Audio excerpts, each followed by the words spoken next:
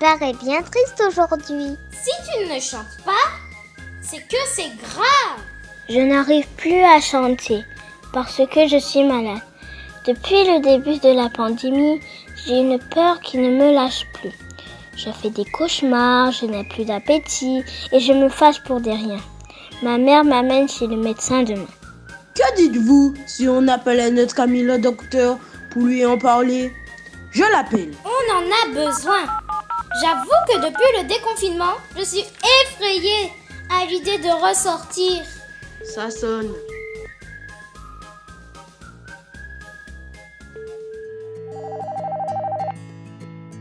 Allô? Bonjour docteur, pouvez-vous nous aider? Bonjour, content de vous entendre. En quoi puis-je vous être utile? Cette pandémie fait peur. Effectivement, cette pandémie, elle est un sujet de souci pour tout le monde, et ceci dans le monde entier. On a raison de prendre ce problème au sérieux.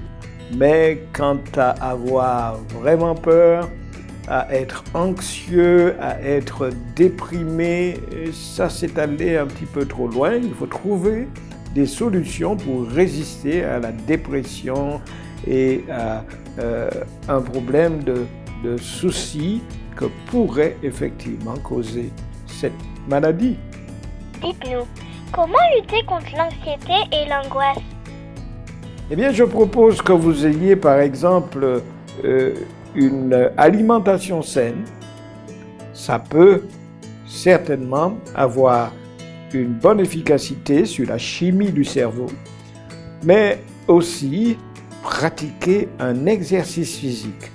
Et l'exercice physique, il est démontré que nous sécrétons dans notre cerveau des éléments, des hormones que nous appelons de l'endorphine.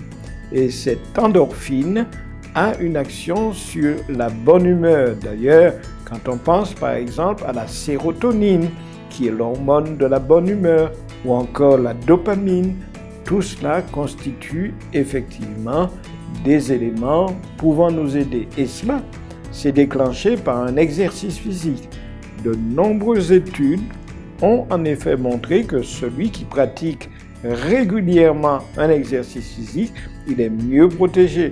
D'ailleurs, les jeunes comme les personnes plus âgées ont une meilleure impression après avoir fait un exercice physique. L'estime de soi est meilleure et dans l'ensemble, on échappe à la dépression. Donc, alimentation convenable, en particulier une alimentation pauvre en sucre, riche en éléments naturels, et aussi pratiquer un exercice physique régulier. Comment avoir une bonne santé mentale? Eh bien, la bonne santé mentale, nous en avons parlé déjà, on y contribue en ayant en général une bonne santé générale. Il ne faut pas penser que le cerveau soit tout à fait mis à part. Ce qui fait du bien à mes muscles, ce qui fait du bien à mon foie et au reste de mon corps, fait aussi du bien à mon cerveau. La neurochimie, la chimie des neurotransmetteurs, elle est activée par l'exercice physique. Voilà encore un appel à en faire régulièrement et pas tous les 5 glinglins. Merci pour toutes ces informations.